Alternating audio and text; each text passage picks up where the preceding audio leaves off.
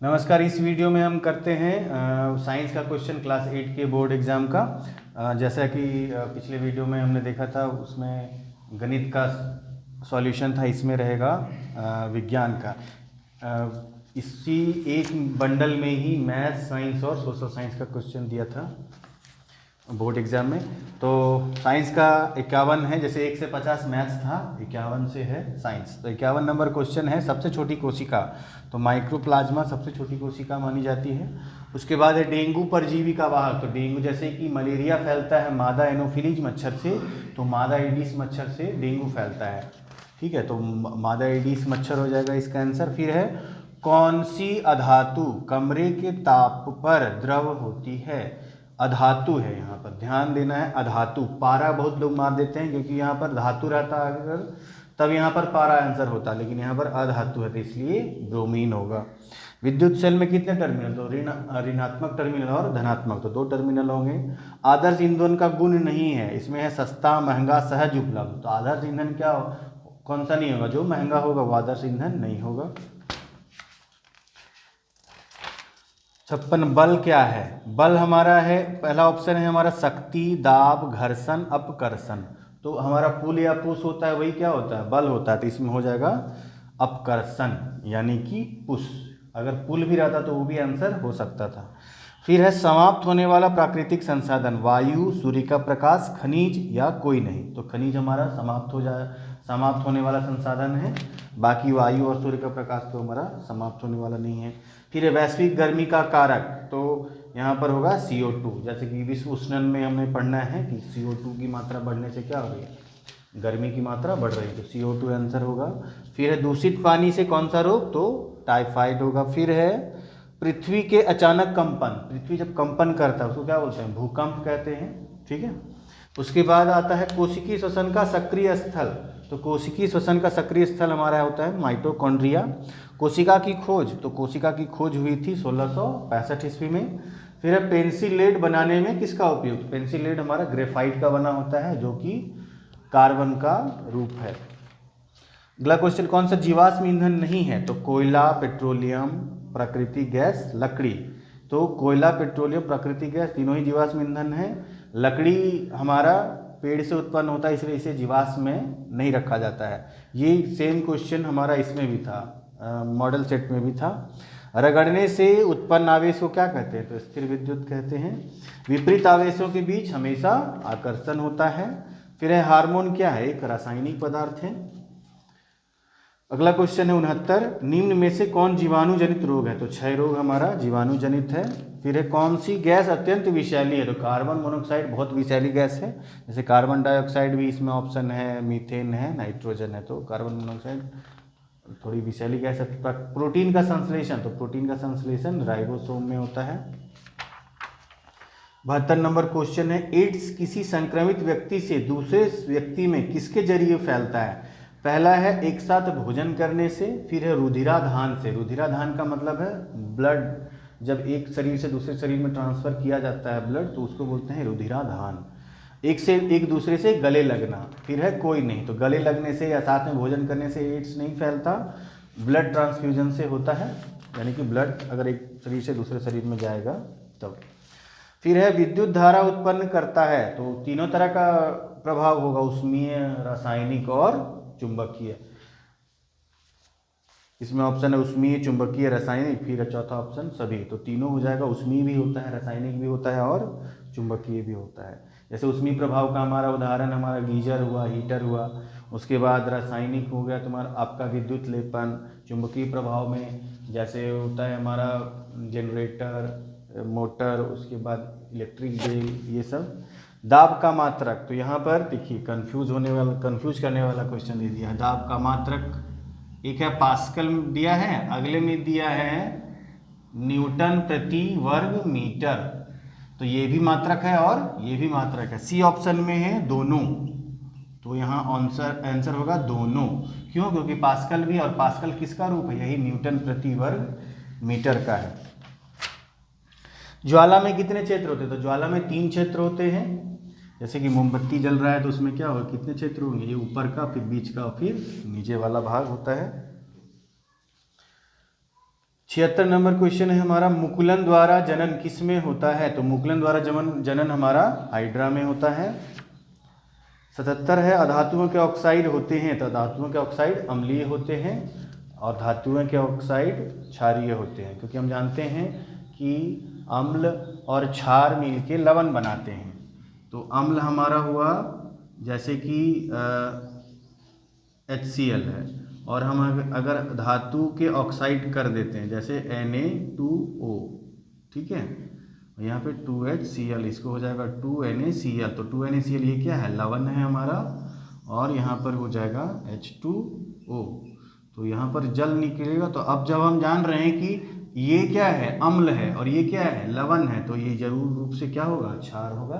तो धातुओं के ऑक्साइड क्षार होते हैं और अधातुओं के ऑक्साइड अम्लीय होते हैं। और आ रहा है, मैंने बच्चों को यही बोला था कि अगर आप भूल जाओ तो याद रखना, अधातु भी अ से आता है, अम्लीय भी अ से आता है, तो इसीलिए अधातु के ऑक्साइड अम्लीय होंगे।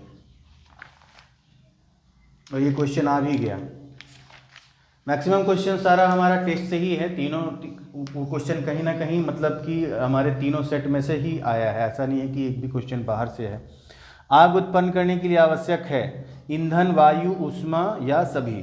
तो ईंधन भी आवश्यक है आग के लिए, ऊष्मा भी आवश्यक है, ऊष्मा का अर्थ यहाँ पर ज्वलन ताप है, और वायु अर्थात ऑक्सीजन की भी आवश्यकता है।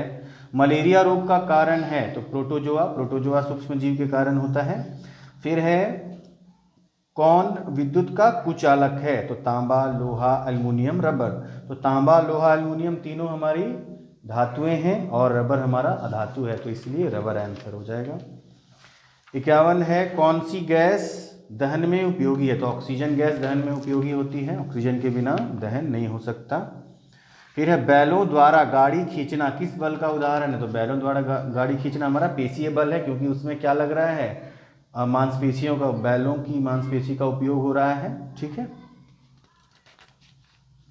जो अधातु कठोर होता है वह है ग्रेफाइट, सल्फर, हीरा, ब्रोमीन। तो हीरा सबसे कठोर है, जो कार्बन का एक रूप है।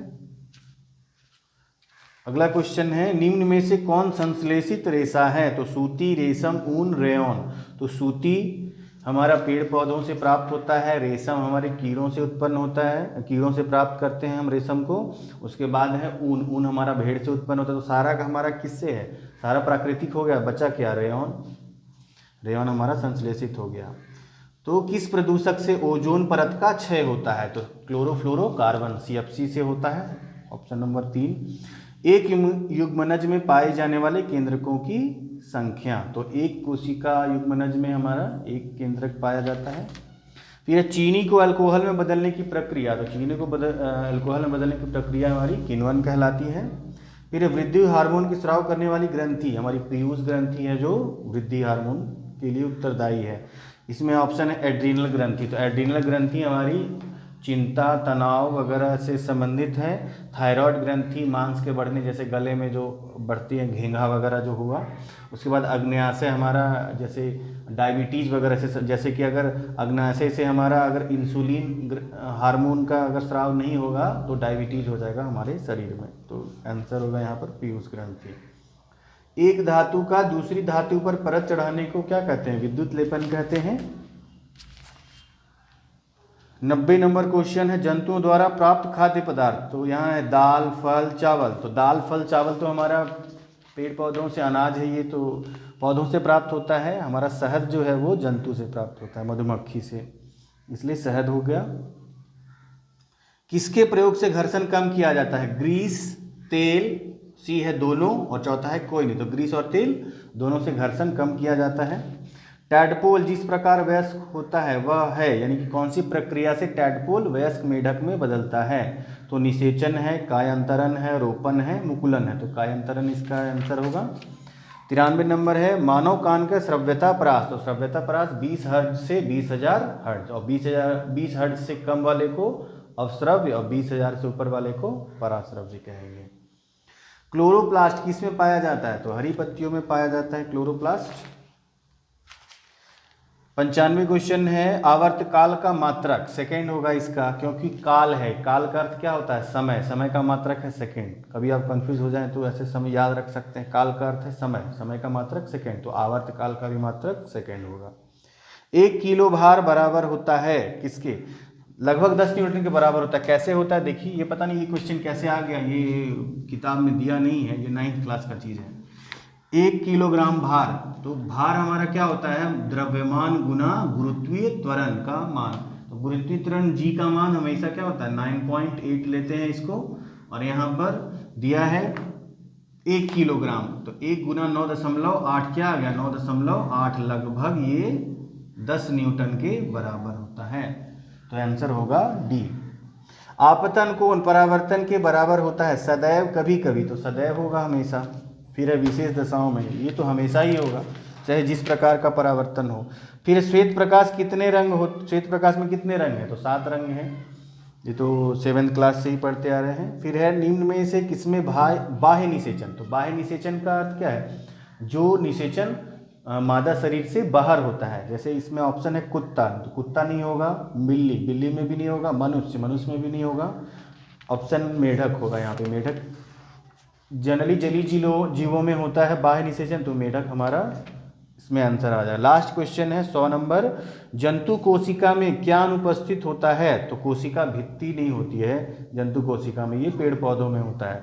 और ऐसा क्यों होता है, क्योंकि पेड़ पौधे गति नहीं कर सकते हैं, हम लोग गति करते हैं, जंतु जो होते हैं वो गति करते हैं, लेकिन जो पेड़ पौधे होते हैं वो गति नहीं करते हैं। तो उनको बाहर से जो जैसे हमले होते हैं, जैसे कि आंधी तूफान आया, तो उससे बचाने के लिए कोशिका भित्ति होती है, ठीक है। जैसे कि मनुष्य या जीव जंतु अपने आप को बचा सकते हैं, लेकिन पेड़ पौधे अपने आप को बचा नहीं सकते, इसलिए कोशिका भित्ति वो कार्य करती है उसको बचाने का, ठीक है। तो ये हमारा था साइंस का मॉडल पेपर। आगे की वीडियोस में हम लोग कोशिश करेंगे इंग्लिश का भी सॉल्यूशन डालने का, ठीक है। तो बने रहिए हमारे साथ। वीडियो देखने के लिए आपका धन्यवाद।